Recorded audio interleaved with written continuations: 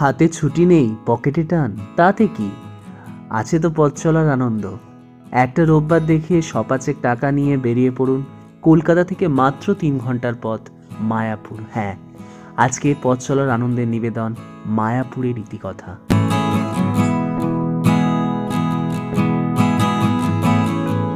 Hello বন্ধুরা, good morning and welcome back to my channel. আমি শিবশঙ্কর। পথ চলার আনন্দকে উপভোগ করতে আবারও বেরিয়ে পড়েছি একটি নতুন গন্তব্যের সন্ধানে।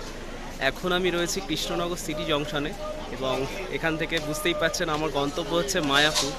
তো আজকে হচ্ছে 14 ফেব্রুয়ারি, ভ্যালেন্টাইন্স ডে, ভালোবাসার দিন, এবং ইন্ডিয়ার কাছে একটা ব্ল্যাক ডেও বলা যায়, কারণ আজকের দিনেই 4 বছর আগে 40 জন জওয়ান শহীদ হয়েছিলেন। তো সেই তাদেরকে স্যালুট জানিয়ে আজকে ব্লগটা শুরু করছি।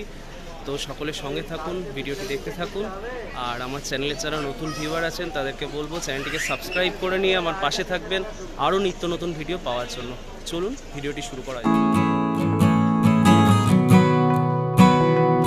সড়কপথে কলকাতা থেকে মায়াপুরের দূরত্ব প্রায় 130 কিলোমিটার মতো। বাই রোডে আপনারা যেতে পারেন কল্যাণী রোড ধরে, কল্যাণী হয়ে রানাঘাট, তারপর বাঁ দিকে কৃষ্ণনগর রোড ধরে খুব সহজেই পৌঁছে যেতে পারেন এই মায়াপুরের ইস্কনে।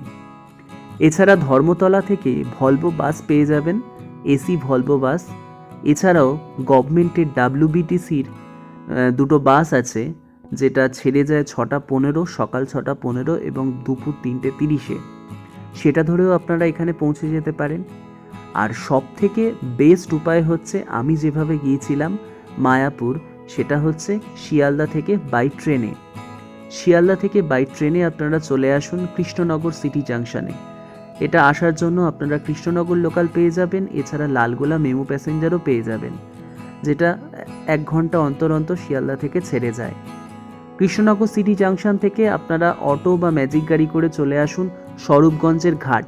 সেখান থেকে ছোট্ট জলঙ্গি নদী পার করি মায়াপুর ইস্কন, একদম হাতের মুঠোয়। এখন চলে এসেছি স্বরূপগঞ্জের ঘাটে, এটাকে ফুলোর ঘাটও বলা হয়। এর ওপারেই রয়েছে মায়াপুর আর ছোট্ট একটা নদী জলঙ্গি, যেটা কিছুটা দূরে ভাগীরথীর সাথে মিলেছে, যেটা হুগলি নদীর সাথে মিশেছে। তো চলুন দেখা যাক, জলঙ্গি দেখা যাক, উপভোগ করা যাক।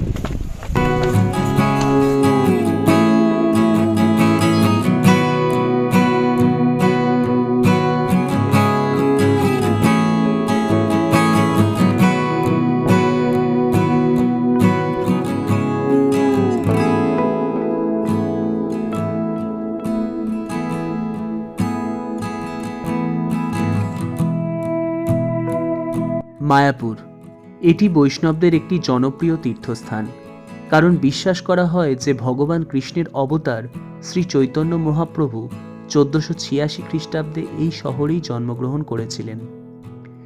এখানেই ইস্কন আন্তর্জাতিক কৃষ্ণ ভাবনামৃত সংঘ প্রতিষ্ঠিত এবং এর পাশেই রয়েছে চন্দ্রোদয় মন্দির, যা এখনও নির্মাণাধীন। বিভিন্ন আর্টিকেলে প্রচারিত যে এই মন্দিরটি নাকি কম্বোডিয়ার আঙ্করভাট মন্দিরকেও টেক্কা দেবে। মন্দিরের অধিকাংশ সেবক পাশ্চাত্য দেশ থেকে আগত, যারা ইউরোপ ও আমেরিকার নানা দেশ থেকে এসে এখানে সনাতন ধর্ম গ্রহণ করেছেন।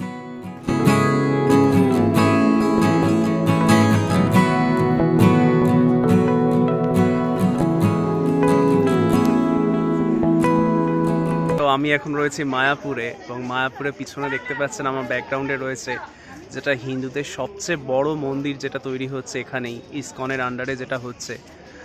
এবং এখানে একদিন চলে আসতে পারেন, বেশ ভালো লাগবে।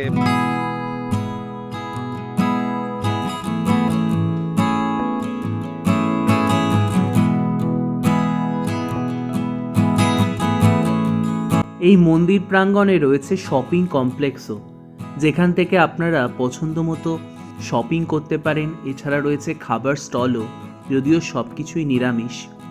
আর এর পাশাপাশি রয়েছে একটি ডিজিটাল থিয়েটার, যেখানে আপনারা সমুদ্র মন্থন এবং নবদ্বীপ ধামের মাহাত্ম্য, এই দুটো থিয়েটার দেখতে পারেন ডিজিটাল স্ক্রিনের মাধ্যমে। এবং সময়সূচি আপনারা দেখতেই পাচ্ছেন এখানে দেওয়া আছে।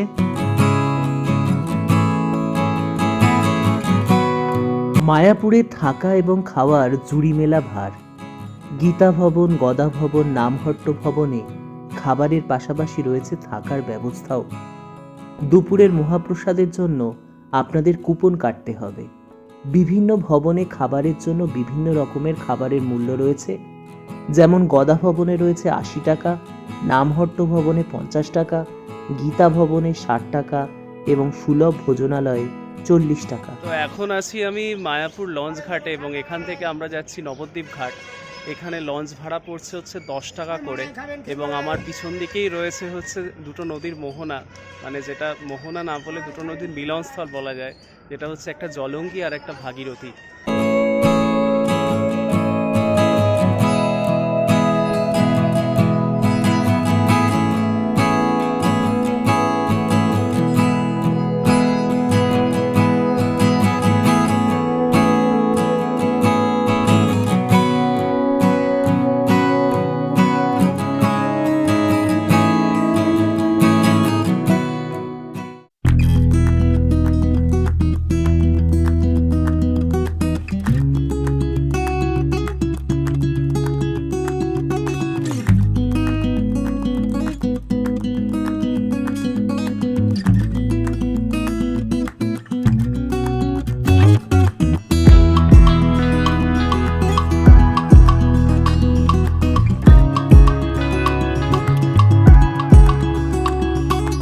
মায়াপুর ঘুরে গঙ্গা পার হয়ে একটা টোটো ভাড়া করে ঘুরে নিতে পারেন মন্দিরের জনপদ নবদ্বীপ ধামও।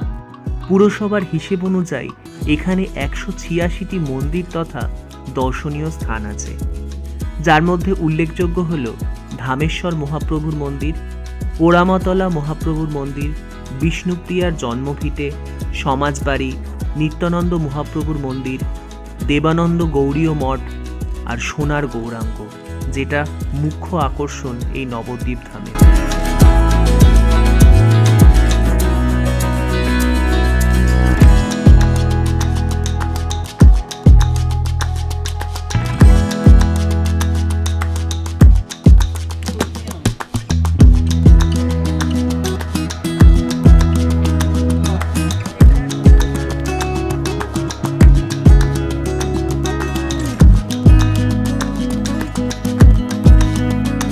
আর আমরা এখন রয়েছি নবদ্বীপ ধামের মুখ্য আকর্ষণ সেই সোনার গৌরাঙ্গের মন্দিরে, যেখানে দূর দূরান্ত থেকে অগণিত মানুষ ছুটে আসেন এই সোনার গৌরাঙ্গের মূর্তিটি দেখার জন্য। দোল এবং রাস উৎসবে মহা সমারোহে উদযাপন করা হয় এখানে, এবং সেই সময় আপনারা চলে আসতে পারেন, বেশ ভালো লাগবে। কৃষ্ণনগর থেকে যাত্রা শুরু করেছিলাম, তারপর মায়াপুর নবদ্বীপ ঘুরে এখন রয়েছি বিষ্ণুপ্রিয়া হল স্টেশনে। এখান থেকেই আজকে ব্লগটা শেষ করছি। তো কেমন লাগলো ব্লগটা আমাকে জানাতে ভুলবেন না। ভালো লাগলে একটা লাইক, কমেন্ট, শেয়ার করে আমাকে জানাবেন। আর আমার চ্যানেলের যারা নতুন ভিউয়ার আছেন তাদেরকে বলবো চ্যানেলটিকে সাবস্ক্রাইব করে নিয়ে আমার পাশে থাকবেন আরও নিত্য নতুন ভিডিও পাওয়ার জন্য। তো আজকের মতো ব্লগটা শেষ করছি।